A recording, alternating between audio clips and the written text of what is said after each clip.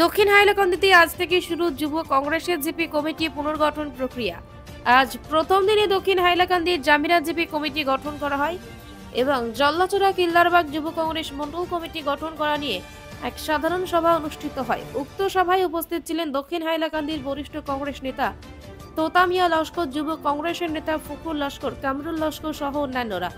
উল্লেখ্য, আসাম রাজ্যিক যুব কংগ্রেসের নির্দেশক্রমে হাইলাকান্দি জেলা যুব কংগ্রেসের ব্যবস্থাপনায় আগন্তুক পঞ্চায়েত নির্বাচনকে সামনে রেখে জেলার সব কয়টি জিপি কমিটি গঠন করতে যুদ্ধকালীন তৎপরতা শুরু হয়েছে। এতে জেলার দক্ষিণ হাইলাকান্দিতে তত্ত্বাবধায়ক হিসেবে দায়িত্ব দেওয়া হয়েছে ছাত্র নেতা মজমুল ইসলাম লস্করকে। আসাম রাজ্যিক যুব কংগ্রেসের সভাপতি জুবাইর আনা মজুমদার, হাইলাকান্দি জেলা যুব কংগ্রেসের সভাপতি শহীদুল আলম বড়ভূইয়া।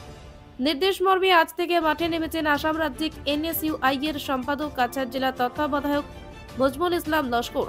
আজ প্রথমে দক্ষিণ হাইলাকান্দির জামিরা মন্ডল যুব কংগ্রেস কমিটি গঠন করা হয়। সবার সর্বসম্মতিক্রমে সভাপতি মনোনীত করা হয় সিদ্দিক আলম বড়ভূইয়াকে এবং সাধারণ সম্পাদক নির্বাচিত হন তাজিল হোসেন লস্কর। উপসভাপতি হলেন আব্দুল কাদির মজুমদার ও শহীদুল্লাহ লস্কর, সম্পাদক আব্দুল ওয়াহাব বড়ভূইয়া এবং নাজমুল হোসেন মজুমদার ও মারুফ লস্কর। দক্ষিণ হাইলাকান্দি নতুন তত্ত্বাবধায়ক মজমুল লস্কর জানান, আগামী 25শে ডিসেম্বরের মধ্যে দক্ষিণ হাইলাকান্দির প্রত্যেকটি জিপি কমিটি গঠন করা হবে। তারপর জিপি কমিটিগুলো নিয়ে ব্লক কমিটি গঠন করা হবে। আগন্তুক পঞ্চায়েত নির্বাচনে কংগ্রেসের প্রত্যেক মনোনীত প্রার্থীদেরকে জয়ী করে আনতে জেলার প্রত্যেকটি জিপিতে যাবে যুব কংগ্রেস। মজমুল আরও জানান, আগামী 22শে ডিসেম্বর হাইলাকান্দি আসছেন যুব কংগ্রেসের রাজ্যিক সম্পাদক জুবাইর আনা মজুমদার, সাধারণ সম্পাদক পূর্বশ্রী গগৈ সহ যুব কংগ্রেসের রাজ্যিক স্তরের নেতৃবৃন্দরা। হাইলাকান্দি জেলার বিভিন্ন জায়গায় হবে আগন্তুক পঞ্চায়েত নির্বাচনকে সামনে রেখে নির্বাচনী সভায় এতে সকল কংগ্রেস কর্মীকে সহযোগিতা করার আহ্বান জানান তিনি। অন্যদিকে জেলা যুব কংগ্রেসের সভাপতি শহীদুল ইসলাম বড়ভূইয়া জানান, দক্ষিণ হাইলাকান্দির যুব কংগ্রেসকে শক্তিশালী করতে ছাত্র নেতা মজমুলকে তত্ত্বাবধায়ক হিসেবে দায়িত্ব দেওয়া হয়েছে এবং জিয়াউদ্দিনকে ব্লক যুব কংগ্রেসের দায়িত্ব দেওয়া হয়েছে। আগন্তুক পঞ্চায়েত নির্বাচনে এক বলিষ্ঠ ভূমিকা পালন করবে যুব কংগ্রেস। এদিনের সাধারণ সভায় উপস্থিত ছিলেন লালা যুব কংগ্রেসের জিয়াউদ্দিন চৌধুরী, আলহাজ আব্দুল সামাদ বড়ভূইয়া, খালিদ আহমেদ বড়ভূইয়া, কামরুল মজুমদার, কংগ্রেস নেতা তোতা মিয়া লস্কর, জামিরা জিপির আঞ্চলিক পঞ্চায়েত নজমুল ইসলাম, কিল্লার জালনাছড়া জিপির আঞ্চলিক পঞ্চায়েত ইকবাল বাহার সহ অন্যান্যরা।